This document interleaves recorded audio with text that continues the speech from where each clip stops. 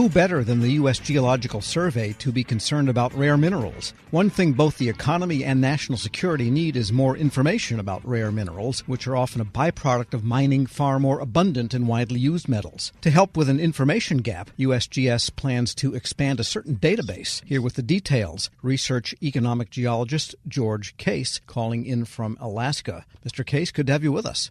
Thanks, Glad I could talk about this, and thanks for having me on here.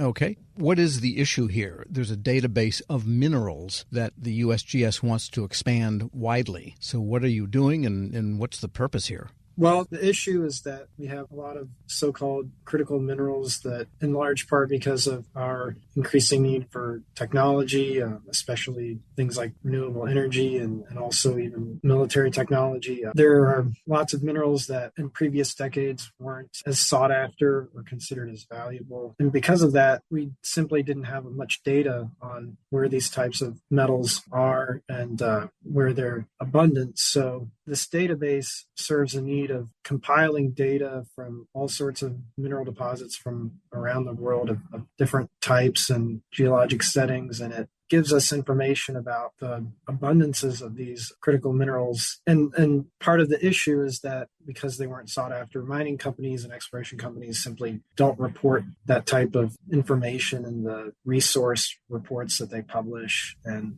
so we simply don't know in a lot of instances where things like tellurium or cobalt might be in some of these deposits. And these are suddenly in recent years anyhow, in great demand for, as you say, solar cells or car batteries. And so as a result, they're all coming from China. A lot of it is from China. That's true. And that's an aspect of how we approach the whole criticality thing is where it's coming from and what the risk of supply disruption is. Right. So the theory then is that they might actually be in abundance in the United States if we only knew where they were in abundance. That's correct. And as an example, Bingham Canyon, which is a large porphyry copper mine in Utah, recently started producing tellurium as a byproduct of their copper production. And they can do that in part because it's such a large deposit and mine that they have the tonnage capacity to make it economically worth it. And now the question is, we do know that we have undeveloped porphyry copper deposits in the U.S. Examples would be Resolution, I believe that's in Arizona, Pebble in Alaska. And so if these were ever to be developed primarily for copper, for gold, or even molybdenum, do they have tellurium as well? And if so, where is that concentrated in the ore body? Or other critical minerals like selenium or even platinum group elements as well? Sure, and these things are expensive, even though they're small quantities, so there might be some economic incentive for miners to say, golly, we ought to get this tellurium while we're at it. Exactly. They can potentially add it to their suite of what they sell and make additional money from it. So yeah, there's certainly an incentive there. And there's also incentives, and something else the USGS has been working on is mine waste and going back into legacy mines. And since we've already put a hole in the ground, is there stuff that wasn't being exploited previously that's in the waste piles that we can get out with less disturbance or through remediation? But in order to have a baseline of what to expect, what types of mine waste we should be interested in, we have to know what critical minerals are in these types of ore deposits in the first place. So this database informs that as well. We're speaking with George Case. He's a research economic geologist with the US Geological Survey, speaking to us from Anchorage, Alaska. And this database then consists of samples from mine diggings, and you're going to triple the size of the sample base that you have. Yeah, that's correct. And a lot of those samples are from two significant porphyry deposits in the western U.S. So one is Kumo Prospect, I believe, in Idaho. And then the other is Pebble, which is more well-known. That's actually in Alaska. But a lot of the new samples come from those. What that allows us to do is they're drill core samples. So they drilled into the ground to sample the resource and define the size and grade of it, and we can use that to say, okay, the tellurium is in this part of the ore body or the volume of rock that is mineable for ore, or the tellurium or selenium might be in another part of the mineralized body of rock. And so it helps us answer if this deposit were to be mined, are these critical minerals going to go into the ore stream and get processed with the copper? Are they going to go into the waste stream and make it into the waste pile? And so a good amount of the new data are from a few deposits, but there are thousands of samples from a single deposit in this instance. So it gives us a nice cross section. And can a bucket full of ore be used for both? Can you get copper and tellurium out of it, for example, or is it kind of got to decide which furnace it's going to go into?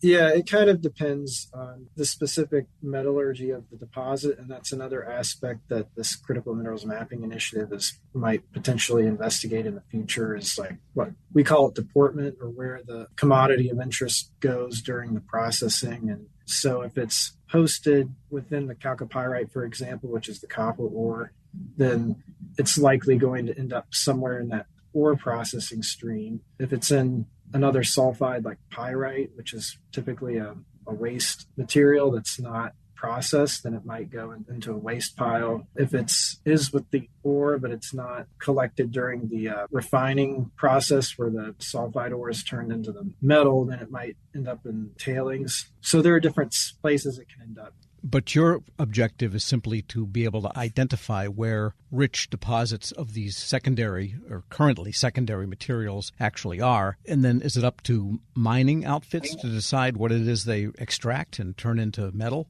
For the large part, yeah. At present time, it's the mining company has to decide if it's, when they build the mine, if it's worth adding the additional processing streams to recover those materials. And this informs as to whether that may or may not be possible. And fundamentally, it tells us the grade or the abundance, or the concentration in parts per million or percent or whatever units. And so we can also use that to get a general idea. Example, in porphyry copper deposits. Sure. How big is a sample? Is it the size of a galvanized kitchen bucket? Is it a earth mover scoopful? Or is it a teaspoon? It can vary. Typically, a piece of drill core, it might be, say, a foot long and a couple inches wide. And that some of the samples aren't really that big, but that's why we try and get multiple samples from a single deposit so we can characterize some of the range and variability. And does it look like dirt, basically, and then the metal is in there?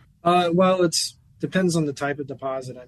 If it's a porphyry deposit, it's just going to look like a gray or dark rock. And it's remarkable these days with how low of concentrations they can economically recover things. Like a porphyry copper might only have 0.3 or 0.4% copper.